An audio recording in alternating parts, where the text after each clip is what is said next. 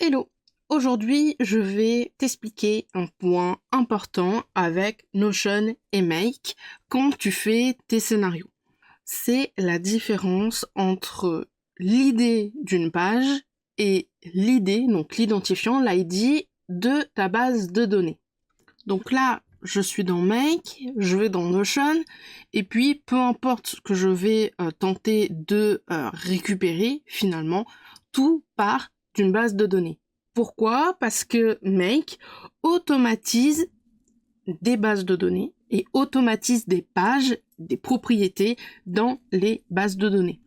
Mais du coup, il y a parfois des personnes qui font pas vraiment la distinction entre un idée de base de données et un idée de page.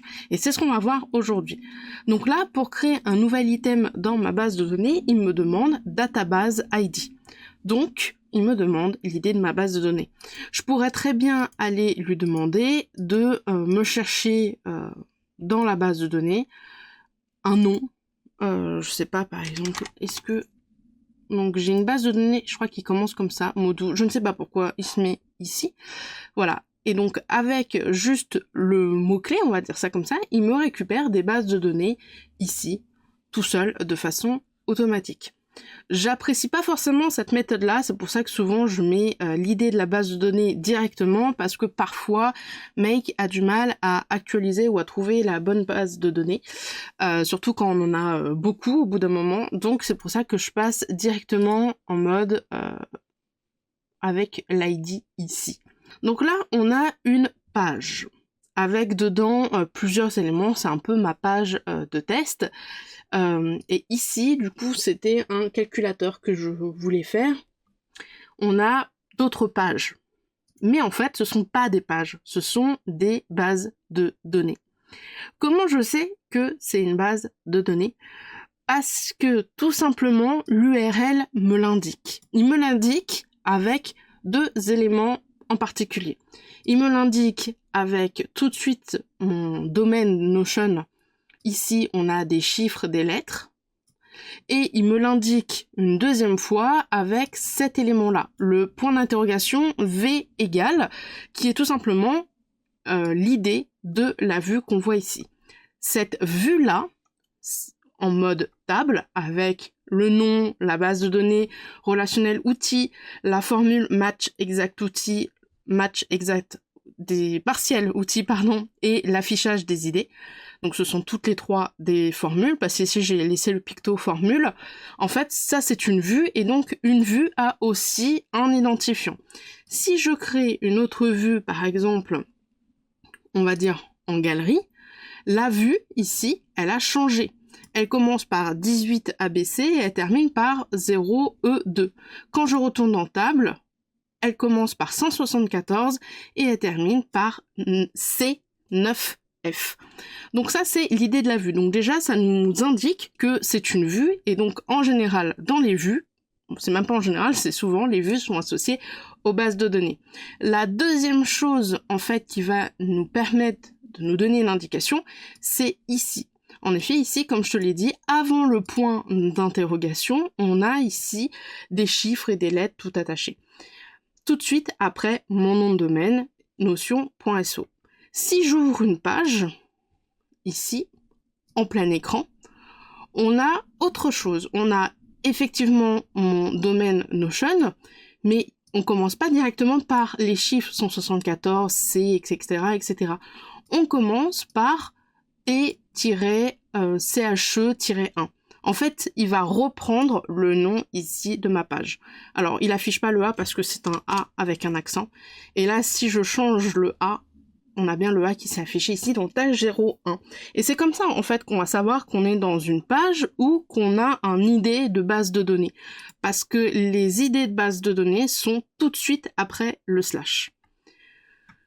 Autre point aussi qu'on sait qu'on est dans une page, un item de base de données, c'est parce que ici, on a la tâche, et quand on remonte ici le fil d'Ariane, calcul, c'est bien ma base de données. Maintenant, si je vais ici, ici, techniquement, on pourra se dire, ok, il y a des bases de données, c'est une base de données. Non, pas du tout, en fait. Ça peut pas être une base de données ici. Pourquoi? Parce que là, on a le nom, Et tout de suite après mon nom de domaine de Notion, toujours, on a directement ça. On a l'idée ici de cette page-là, mais c'est tout. Et si je remonte ici dans le test, encore une fois, c'est une page. Pourquoi ? Parce que je n'ai pas tout de suite l'ID directement. Ça serait une base de données si on n'avait pas le test et si on avait le point d'interrogation V égale, parce qu'une base de données a toujours une vue dans tous les cas. Ça peut être la vue par défaut en mode table, ça peut être une vue galerie, une vue caban, peu importe, une base de données a toujours de toute façon une vue. Donc il faut vraiment faire attention quand vous faites vos automatisations dans Notion, parce que Make a besoin des idées, des identifiants des bases de données pour fonctionner, et si vous lui mettez un identifiant de page, eh ben il va pas comprendre. Il va être là en mode genre, je ne trouve pas la base de données. C'est normal, c'est une page. Donc voilà. Alors, là où c'est un petit peu plus compliqué de récupérer l'idée de la base de données, c'est quand on fait des bases de données intégrées. Si tu as déjà téléchargé mes templates gratuits et payants d'ailleurs, donc ils sont ici, il y en a pas mal, je vais certainement rajouter quelques-uns. Si tu en as déjà récupéré un, tu dois savoir que moi je fais très peu de bases de données intégrées, je fais beaucoup de bases de données classiques, donc c'est-à-dire slash page, comme avant en fait finalement page, et là ici je dis ok c'est une base de données. Je trouve que, après c'est juste mon avis personnel, je trouve que c'est beaucoup plus simple et pour moi c'est beaucoup plus logique de bien séparer les pages des bases de données. Quand tu fais une base de données intégrée, donc ici, base de données intégrée directement à cette page-là, on va l'appeler tutululu, voilà. On va avoir du coup cette page de données-là, on va pouvoir lui mettre une page, etc., mais finalement, l'idée qu'on a ici, c'est toujours le même, c'est celui de la page test, c'est pas celui de tululu. Pour avoir l'idée de la page Tululu, il y a deux façons de faire. La plus simple, c'est d'ouvrir un élément en pleine page de la base de données Tululu et de remonter comme ça le fil d'Ariane. Donc là, on est dans la page TT de Tululu.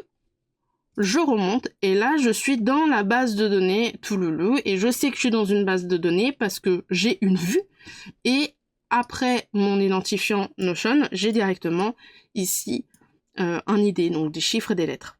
18 ABC, etc., etc. Hop là, je remonte. Une autre façon aussi d'avoir la base de données, c'est de faire clic droit ici et de faire copier le lien de la vue. On va en dessous. Hop là. Et là, on copie-colle le lien de la vue. Et c'est exactement la vue qu'on avait avant quand j'étais dans la base tutululu. Et qu'est-ce qu'on a ici? On a bien 18 ABC et juste avant le point d'interrogation, BF0. Et donc ça, c'est notre idée de base de données. Donc c'est comme ça qu'on récupère les idées des bases de données intégrées. Pour que Make ait accès à la base de données intégrée, il faut que Make ait accès à la page. Donc il faut vérifier dans les trois petits points connexion que Make a bien accès à la page. Et moi, en l'occurrence, annulé, je fais des bêtises, et moi, en l'occurrence, j'ai 2 fois Make, je ne sais pas pourquoi. Je sais pas pourquoi j'ai 2 fois Make, mais j'ai 2 fois Make en tout cas. C'est mieux qu'une fois.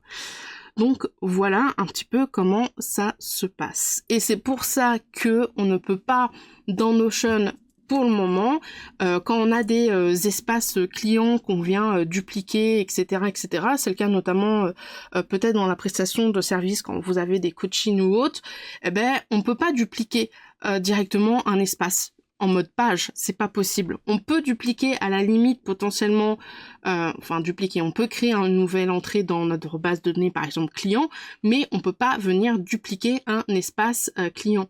Si je vais dans CRM client, ici j'ai plusieurs espaces, j'ai le home, j'ai invitation de podcast et j'ai l'invitation pour l'Oracle Express, qui est mon coaching d'1h30, coaching brainstorming. Mentorat, un peu un mixte, ça je peux pas dire à Make, ok tu me récupères l'idée de cette page et puis tu me la dupliques. Non, c'est pas possible. Parce que de 1, c'est pas possible de dupliquer des pages en prenant en compte un modèle. Donc ça c'est mon modèle, donc c'est pas possible. Et en plus de ça, cette page-là n'est pas dans une base de données, donc je ne peux pas l'automatiser. C'est une page classique, c'est comme ça que moi j'appelle ça. C'est une page de notes, une page classique.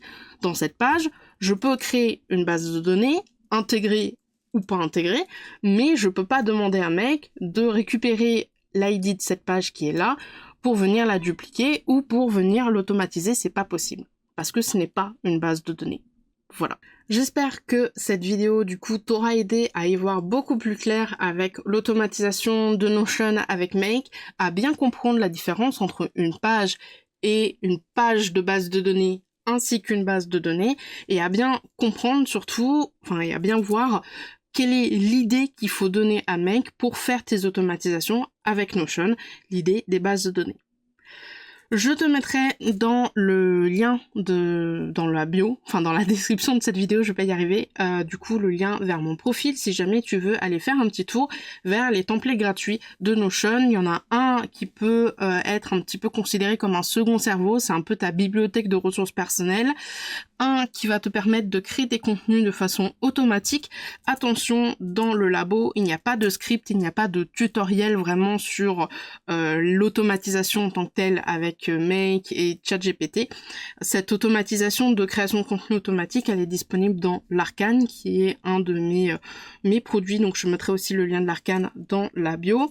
On a également un template pour traquer son temps facilement avec Notion, avec une vidéo tutoriel pour voir comment est-ce qu'on peut faire automatiquement de Toggle ou d'autres outils à ton espace Notion.